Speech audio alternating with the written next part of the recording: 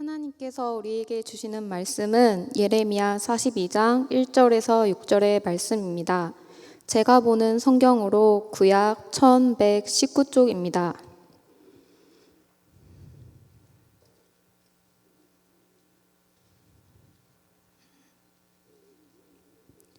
이제 예레미야 42장 1절에서 6절의 말씀을 봉독하겠습니다.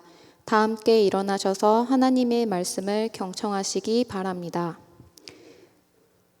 이에 모든 군대의 지휘관과 가레야의 아들 요하난과 호사야의 아들 여사냐와 백성의 낮은 자로부터 높은 자까지 다 나와 선지자 예레미야에게 이르되 당신은 우리의 탄원을 듣고 이 남아있는 모든 자를 위하여 당신의 하나님 여호와께 기도해 주소서. 당신이 보는 바와 같이 우리는 많은 사람 중에서 남은 적은 무리이니 당신의 하나님 여호와께서 우리가 마땅히 갈 길과 할 일을 보이시기를 원하나이다. 선지자 예레미야가 그들에게 이르되 내가 너희 말을 들었은즉 너희 말대로 너희 하나님 여호와께 기도하고 무릇 여호와께서 너희에게 응답하시는 것을 숨김없이 너희에게 말하리라. 그들이 예레미야에게 이르되 우리가 당신의 하나님 여호와께서 당신을 보내사 우리에게 이르시는 모든 말씀대로 행하리이다. 여호와께서는 우리 가운데 진실하고 성실한 증인이 되시옵소서. 우리가 당신을 우리 하나님 여호와께 보냄은 그의 목소리가 우리에게 좋든지 좋지 않든지를 막론하고 순종하려 함이라. 우리가 우리 하나님 여호와의 목소리를 순종하면 우리에게 복이 있으리이다 하니라. 아멘. 여러분 히든 싱어라는 프로그램 있잖아요. 누구나 알만한 가수가 한 명 나와서 자신을 모창하는 일반인들과 이 블라인드 테스트를 합니다. 투표를 해서 이 진짜 가수가 누구인지를 가려내는 이 프로그램입니다. 여러분, 상식적으로 우리가 생각할 때 아무리 모창을 잘한다 하더라도 또 아무리 블라인드 테스트라고 해도 일반인들 사이에서 이 프로 가수를 찾아내는 게 뭐 그리 어려울까 우리가 생각할 수 있겠지만 예상과 달리 이 간단해 보이는 포맷의 쇼가 시즌에 시즌을 거듭하면서 흥행했습니다. 보신 분들은 알겠지만 여러분 쉽지 않죠. 동료 패널들은 물론 이거니와 심지어 이 같은 팀으로 활동했던 멤버들조차 맞추지 못하는 경우가 비일비재했습니다.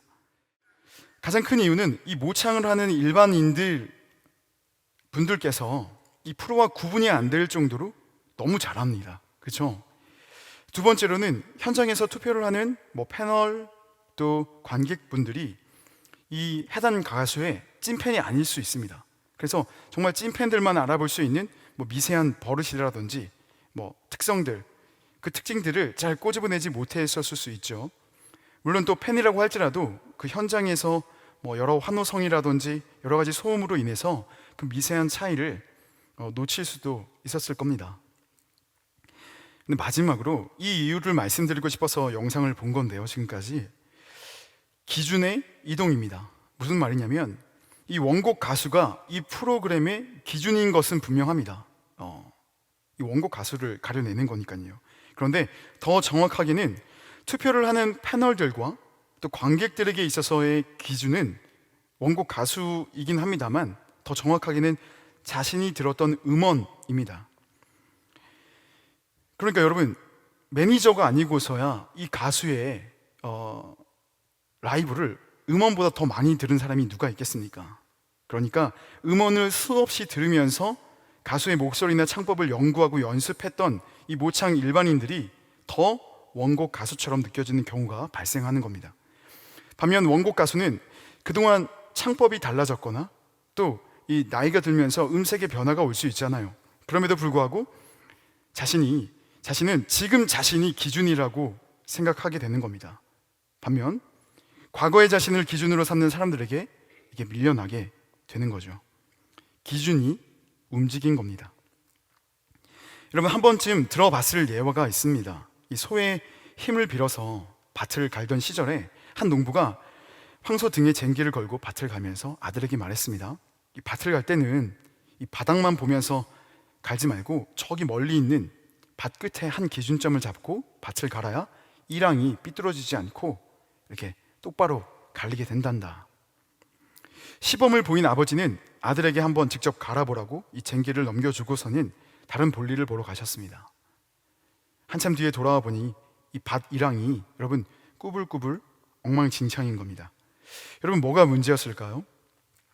아들은 아버지의 말씀대로 분명 기준점을 찾았지만 적당한 것이 보이지 않자 이 밭 끝에 묶여있던 그 염소를 기준으로 잡고 말았습니다. 기준이 자꾸 움직이니까 밭 이랑 역시 삐뚤어질 수밖에 없었던 겁니다. 여러분은 삶의 기준이 있으십니까? 기준이 없는 삶은 여러분 질서가 무너지기 십상이고 혼란을 겪게 됩니다. 급기야 무너질 수밖에 없습니다. 모든 것에는 기준이 있기 마련입니다. 우리의 삶에도 물론 기준이 존재합니다. 그럼 삶의 기준이 있음에도 불구하고 우리의 삶이 흔들리고 엉망이 되는 이유는 뭘까요? 자꾸 움직이는 염소처럼 기준으로서 합당하지 않은 것을 기준으로 삼고 살아가기 때문입니다. 어떤 것들이 있을까요? 여러분, 내 감정. 여러분, 우리의 감정이 얼마나 쉴 새 없이 바뀝니까? 여러분의 판단을 여러분 신뢰할 수 있습니까? 현재 상황, 하루에도 여러 번 바뀌는 이 상황 말입니다. 세상 지식이나 학문 역시 영원한 것은 없습니다. 유행, 말할 것도 없겠죠? 돈을 비롯해서 세상에 가치 있다고 여기는 많은 물질들, 우리가 기준으로 삼고 바라보면서 살아가는 이것들 중에서 움직이지 않거나 변하지 않는 것이 여러분 하나라도 있겠습니까? 기준을 잘못 잡으면 아무리 내가 열심히 노력하고 고생하고 노력을 해도 소용이 없다는 사실을 우리는 좀 전에 예화에서 그 삐뚤어진 밭 이랑을 통해서 배울 수가 있습니다. 이 세상에 변하지 않고 영원한 것은 하나님의 말씀뿐입니다. 이사야 40장 8절입니다. 풀은 마르고 꽃은 시드나 우리 하나님의 말씀은 영원히 서리라. 또한 베드로전서 1장 23절에서 25절의 말씀입니다. 너희가 거듭난 것은 썩어질 씨로 된 것이 아니요 썩지 아니할 씨로 된 것이니 살아있고 항상 있는 하나님의 말씀으로 되었느니라. 그러므로 모든 육체는 풀과 같고 그 모든 영광은 풀의 꽃과 같으니 풀은 마르고 꽃은 떨어지되 오직 주의 말씀은 세세토록 있도다 하였으니 너희에게 전한 복음이 곧 이 말씀이니라. 세상에서 가장 강력했던 제국도 가장 화려했던 영광도 풀과 이 꽃처럼 마르고 떨어집니다. 우리가 삶의 기준으로 삼을 수 있는 것은 나 자신이나 세상의 것이 아니라 우리를 창조하신 하나님의 말씀뿐임을 여러분 기억하시기 바랍니다. 오늘 본문의 남유다 백성들은 끝까지 이 하나님의 말씀을 기준으로 삼지 않았습니다. 결국 나라가 멸망하게 되면서 죽음을 맞이하거나 또는 빈민을 제외한 대부분의 사람들이 바벨론의 포로로 끌려가는 상황에 처하게 되었습니다. 예레미야를 비롯한 수많은 선지자들이 수없이 외쳤습니다. 지금이라도 돌아서라. 지금이라도 하나님께 돌아서라. 지금이라도 하나님의 말씀에 귀를 기울이고 그 말씀을 삶의 기준으로 삼으면 아무리 망가진 것처럼 보이는 삶이라 할지라도 하나님께서 고치시겠다 말씀하셨습니다.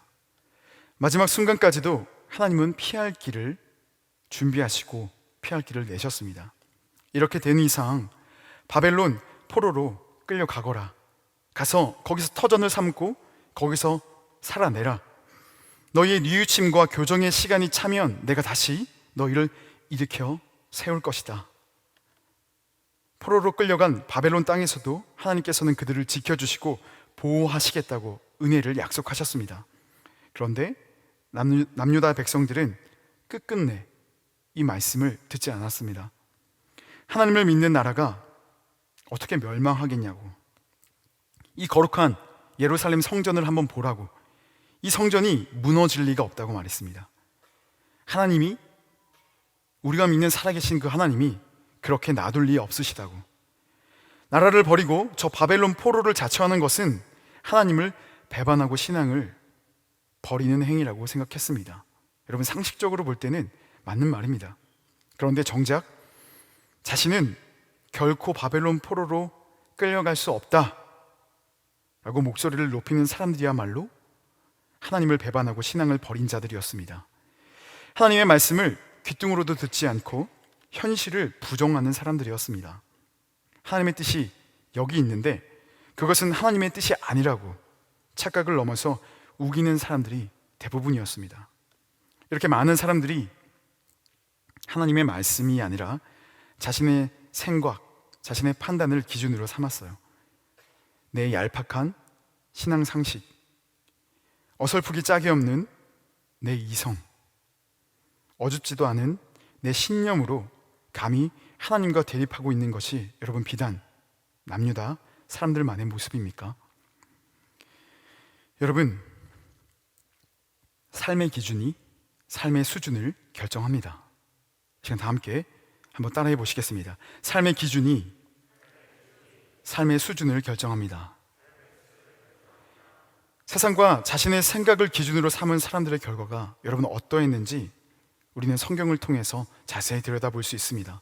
반면 하나님의 말씀을 기준으로 삼은 사람들의 삶은 여러분 오늘 우리 26기가 찬양을 했듯이 비록 바벨론 포로여도 하나님께서 그들을 지키고 보호하셨습니다.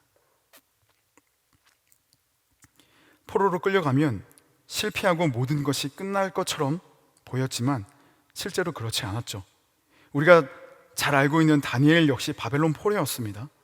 하나님의 말씀을 기준으로 삼은 그의 삶이 여러분 실패했던가요? 하나님의 말씀이 우리의 삶의 기준이 되면 우리는 결코 방황하거나 헤매이지 않습니다.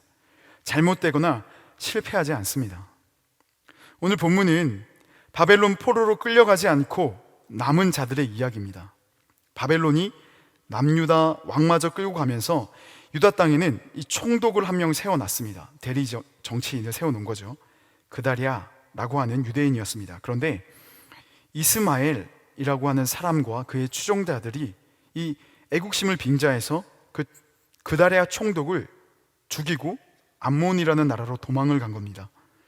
상황이 이렇게 되다 보니 오늘 본문 1절에 언급되고 있는 사람들은 바벨론의 보복이 두려워졌습니다.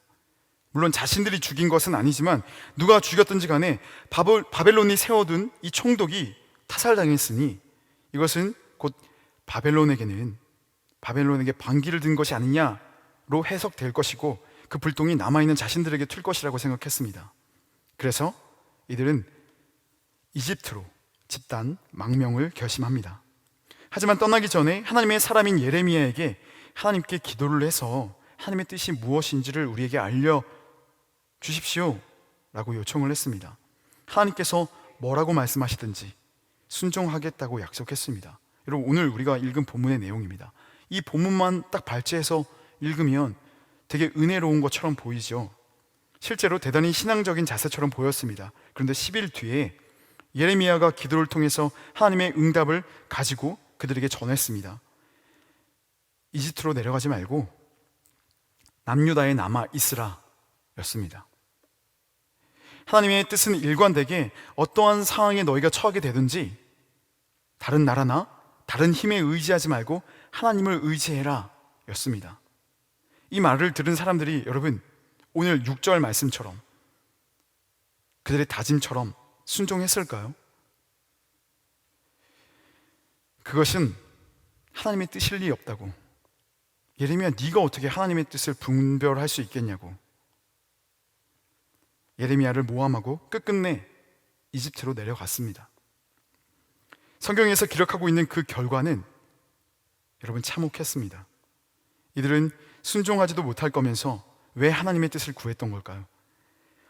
이집트로 내려가고 싶은 자신의 마음에 하나님의 지지를 얻고 싶었습니다. 그리고 이 걸음이 안전한 걸음이라는 명분을 얻기 위해서 기도를 드렸던 듯 합니다.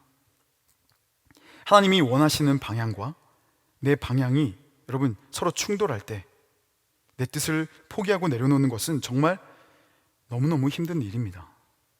누구에게나 마찬가지입니다. 하지만 바로 그럴 때 우리가 해야 되는 것이 있다면 여러분 기도입니다. 기도는 내 뜻을 하나님께 알리는 것이 아닙니다. 기도는 내 뜻을 이 하나님의 뜻에 비춰보고 하나님의 뜻에 내 뜻을 굴복시키는 과정입니다. 내 부족함과 연약함을 인정하고 나의 삶의 방향을 하나님이 원하시는 방향으로 점점 다듬어 가는 것이 이 기도의 과정인 겁니다. 여러분, 우리의 몸의 물리적인 위치가 어디 있느냐보다 우리의 마음의 위치가 더 중요한 핵심입니다. 내가 바벨론에 있느냐, 예루살렘에 남아 있느냐, 애굽으로 내려가느냐, 그것이 문제가 아니라는 겁니다. 우리는 하나님의 뜻이 있는 곳에 있어야 합니다. 오늘 본문에서처럼 하나님의 뜻이 지금 여러분이 안주하고 싶은 예루살렘을 떠나는 것일 때가 있고, 또 우리가 정말로 가고 싶은 이집트로 가지 않는 것이 하나님의 뜻일 때가 있습니다. 또 우리가 내키지 않는 그 바벨론으로 가야 하는 것이 하나님의 뜻일 때가 있다는 겁니다. 여러분, 어느 장소도 우리에게 절대적일 수가 없습니다.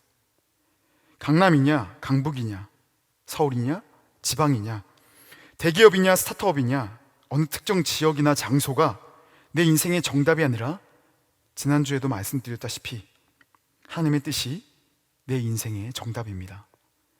하나님의 뜻 안에서만 우리는 자유할 수 있습니다. 어디로 가야 할지를 걱정하지 말고 어떻게 하면 내가 하나님의 뜻 안에 머무를 수 있을지를 여러분 먼저 고민하시기 바랍니다. 다시 한번 말씀드리지만 하나님의 말씀이 우리 삶의 기준이 되면 결코 우리는 실패하지 않습니다. 하나님의 말씀을 기준 삼을 때만이 우리의 삶이 실패하지 않을 수 있음을 여러분 기억하시기 바랍니다. 하나님의 말씀을 기준 삼는다는 건 여러분 하나님을 경외하는 것을 의미합니다. 내 삶이 하나님의 권위를 인정한다는 뜻입니다. 여러분, 초대교회에 아나니아와 이 삽비라가 있었잖아요. 성령을 속여서 이 현장에서 죽는 사건이 일어났습니다. 헌금을 전액 본인이 다 드리겠다고 약속을 한 거예요. 공개적으로. 약속을 안 했었으면 문제가 안 됐을 텐데 약속을 한 다음에 자기의 소유를 팔은 그 전액을 드리지 않고, 그러니까 약속을 지키지 않고 일부를 감춰두고 일부만 드리면서 이게 전액이다 라고 거짓말을 했죠. 그래서 성령께서 현장에서 성령이 강하게 역사하실 때라 현장에서 그들을 죽게 했습니다. 교회에서 여러분 사람이 죽었습니다. 여러분, 이 현장에서 사람이 죽었다고 생각해 보세요. 여러분, 불미스러운 일이 아니겠습니까? 여러분, 우리가 그것을 여기서 목도한다면 그게 두려움이든 불쾌함이든 여러분 교회가 흔들리고 교인들은 흩어지게 될 겁니다. 그런데 초대교회가 여러분 무너졌습니까? 오히려 더 흥왕해졌습니다. 하나님의 권위가 바로 서면 교회가 점점 더 견고해집니다. 하나님을 하나님의 자리에 모시게 되면 교회가 흔들리지 않습니다. 우리의 삶도 마찬가지입니다. 하나님을 하나님의 자리에 우리가 모시게 되면 삶에 어떠한 어려움이 닥쳐도 우리는 흔들리지 않을 수 있습니다. 골리앗 앞에서 다윗처럼, 또 사자굴 안에서의 다니엘처럼 오히려 더 강해지고 우리는 존귀해져 갑니다. 하나님의 자리에 여러분 어떻게 모실 수 있을까요? 하나님의 자리를 우리의 삶 가운데서 어떻게 찾아드릴 수 있을까요? 우리의 순종으로만 가능합니다. 우리의 삶이 무너진 이유가 여러분 뭘까요? 하나님의 자리가 없기 때문입니다. 하나님의 말씀이 삶의 기준이 아니기 때문입니다.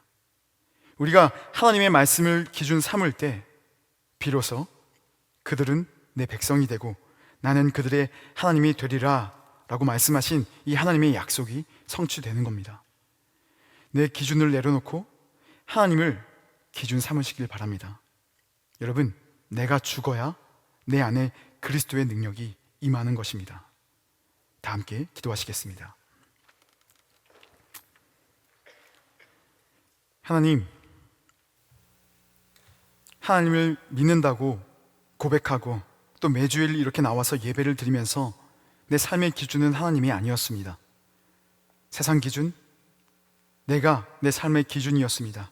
그러니 아무리 하나님 앞에 예배를 드리고 또 아무리 열심히 신앙생활을 하는 것처럼 보이지만 실제로는 내 삶이 점점 삐뚤어져 가고 또 난처하게 하는 상황들을 마주하게 됩니다. 주님, 오늘 말씀을 통해서 말씀을 기준 삼지 않았던 삶을 반면교사 삼아 나는 하나님을 기준 삼는, 하나님의 말씀을 기준 삼는 거룩한 그리스도인들 될 수 있도록 인도하여 주시옵소서. 그것이 우리 인생의 정답임을 믿고 한 걸음 한 걸음 걸어나가는 우리가 될 수 있도록 인도하시옵소서. 감사를 드리며 예수 그리스도의 이름으로 기도드립니다. 아멘.